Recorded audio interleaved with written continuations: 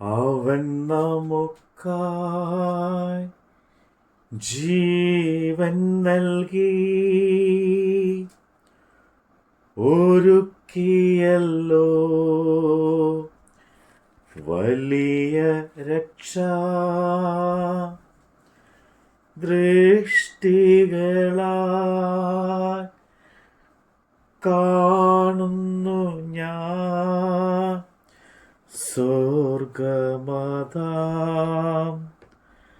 ഭവനമതും. ദൃഷ്ടികളാൽ കാണുന്നു ഞാൻ സ്വർഗമതാം ഭവനമതും. അപ്പോസ്തലനായ പൗലോസ് തീമോഥെയോസിന് എഴുതിയ രണ്ടാം ലേഖനം, അധ്യായം 2. എൻ്റെ മകനെ, ക്രിസ്തു യേശുവിലുള്ള കൃപയാൽ ശക്തിപ്പെടുക. നീ പല സാക്ഷിയുടെ മുമ്പാകെ എന്നോട് കേട്ടതെല്ലാം മറ്റുള്ളവരെ ഉപദേശിപ്പാൻ സമർത്ഥരായ വിശ്വസ്ത മനുഷ്യരെ വരമേൽപ്പിക്കാം. ക്രിസ്തു യേശുവിൻ്റെ നല്ല ഭടനായി നീയും എന്നോടുകൂടെ കഷ്ടം സഹിക്കാം. പട ചേർത്തവനെ പ്രസാദിപ്പിക്കേണ്ടതിന് യാതൊരു പടയാളിയും ജീവന കാര്യങ്ങളിൽ ഇടപെടാതിരിക്കുന്നു. ഒരുത്തൻ മല്ലു കെട്ടിയാലും ചട്ടപ്രകാരം പോരായ്കയിൽ കിരീടം പ്രാപിക്കുകയില്ല. അധ്വാനിക്കുന്ന കൃഷിക്കാരൻ ആകുന്നു ആദ്യം ഫലം അനുഭവിക്കേണ്ടത്. ഞാൻ പറയുന്നത് ചിന്തിച്ചു കൊള്ളുക.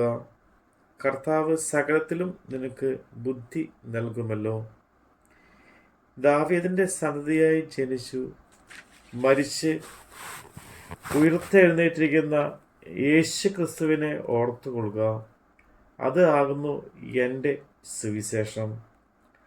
അത് അറിയിക്കുന്നതിൽ ഞാൻ ദുഷ്പ്രവൃത്തിക്കാരൻ എന്ന പോലെ ചങ്ങല ധരിച്ച് കഷ്ടം സഹിക്കുന്നു. ദൈവവചനത്തിലോ ബന്ധനം ഇല്ല. അതുകൊണ്ട് ക്രിസ്തു യേശുവിലുള്ള രക്ഷ നിത്യ തേജസ്സോടുകൂടെ ബ്രതന്മാർക്ക് കിട്ടേണ്ടതിന് ഞാൻ അവർക്കായി സകലവും സഹിക്കുന്നു. നാം അവനോടുകൂടെ മരിച്ചു എങ്കിൽ കൂടെ ജീവിക്കും, സഹിക്കുന്നു എങ്കിൽ കൂടെ വാഴും. നാം തള്ളിപ്പറയുമെങ്കിൽ അവൻ നമ്മെയും തള്ളിപ്പറയും. നാം അവിശ്വസ്തരായിരുന്നാലും അവൻ വിശ്വസ്തനായി പാർക്കുന്നു. തൻ്റെ സ്വഭാവം ത്യജിപ്പാൻ അവന് കഴിയുകയില്ലല്ലോ. ഈ വചനം വിശ്വാസയോഗ്യമാകുന്നു. കേൾക്കുന്നവരെ മറിച്ച് കളയുന്നതിനല്ലാതെ ഒന്നിനും കൊള്ളാത്ത വാഗ്ദത്തം ചെയ്യാതിരിക്കാമെന്ന് കർത്താവിനെ സാക്ഷിയായി അവരെ ഓർമ്മപ്പെടുത്തുക. സത്യവചനത്തെ യഥാർത്ഥമായി പ്രസംഗിച്ചുകൊണ്ട് ലജ്ജിപ്പാൻ സംഗതിയില്ലാത്ത വേലക്കാരനായി ദൈവത്തിന് കൊള്ളാകുന്നവനായി നിൽപ്പാൻ ശ്രമിക്കുക. ഭക്തി വിരുദ്ധമായ വൃദ്ധാലാപനങ്ങളെ ഒഴിഞ്ഞിരിക്കുക.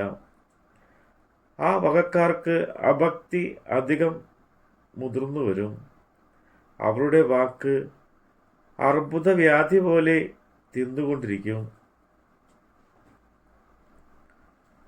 ഹുമനിയോസും ഫീലേത്തോസും അവരുടെ കൂട്ടത്തിൽ ഉള്ളവരാകുന്നു. അവർ സത്യം വിട്ട് തെറ്റി പുനരുദ്ധാനം കഴിഞ്ഞു എന്ന് പറഞ്ഞ് ചിലരുടെ വിശ്വാസം മറിച്ച് കളയുന്നു. എങ്കിലും ദൈവത്തിൻ്റെ സ്ഥിരമായ അടിസ്ഥാനം നിലനിൽക്കുന്നു. കർത്താവ് തനിക്കുള്ളവരെ അറിയുന്നു എന്നും കർത്താവിൻ്റെ നാമം ഉച്ചരിക്കുന്നവൻ എല്ലാം അനീതി വിട്ടകന്നു കൊള്ളട്ടെ എന്നും ആകുന്നു അതിൻ്റെ മുദ്ര. എന്നാൽ ഒരു വലിയ വീട്ടിൽ പൊന്നും വെള്ളിയും കൊണ്ടുള്ള സാമാനങ്ങൾ മാത്രമല്ല, മരവും മണ്ണ് കൊണ്ടുള്ളവയും ഉണ്ട്. ചിലത് മാന്യകാര്യത്തിന്, ചിലത് ഹീനകാര്യത്തിനും ഉപയോഗിക്കുന്നു. ഇവയെ വിട്ടകന്ന് തന്നെത്താൻ വെടിപ്പാക്കുന്നവൻ വിശുദ്ധവും ഉദ്യോഗസ്ഥന് ഉപയോഗവുമായി വല്ല വേലക്കാരൊക്കെയും ഒരുങ്ങിയിരിക്കുന്നു, മാനപാത്രമായിരിക്കും. യവന മോഹങ്ങളെ വിട്ടോടി നീതിയും വിശ്വാസവും സ്നേഹവും ശുദ്ധ ഹൃദയത്തോടെ കർത്താവിനെ വിളിച്ചപേക്ഷിക്കുന്ന എല്ലാവരോടും സമാധാനം ആചരിക്കുക. ബുദ്ധിയില്ലാത്ത മൗഢ്യതർക്കം ഷണ്ട ജനിപ്പിക്കുന്നു എന്നറിഞ്ഞ് അത് ഒഴിഞ്ഞിരിക്കുക. കർത്താവിൻ്റെ ദാസൻ ഷണ്ട കൂടാതെ എല്ലാവരോടും ശാന്തതയും ഉപദേശിപ്പാൻ സമർത്ഥനും ദോഷം സഹിക്കുന്നവനുമായി എത്ര ഇരിക്കേണ്ടത്. വിരോധികൾക്ക് ദൈവം സത്യത്തിൻ്റെ പരിജ്ഞാനത്തിനായി മാനസാന്തരം നൽകുമോ എന്നും പിശാചിനാൽ പിടിപെട്ട്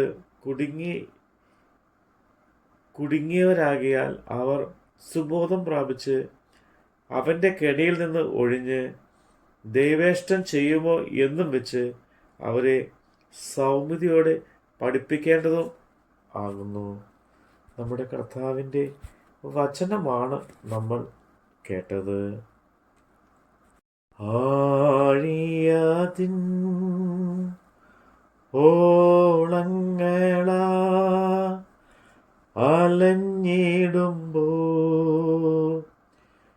എൻ പടകിൽ എൻ്റെ പ്രിയൻ യേശുണ്ട്, മോദമതാ പാടിടുമേ. എൻ്റെ പ്രിയൻ യേശുണ്ട്, മോദമതാ പാടിടുമേ.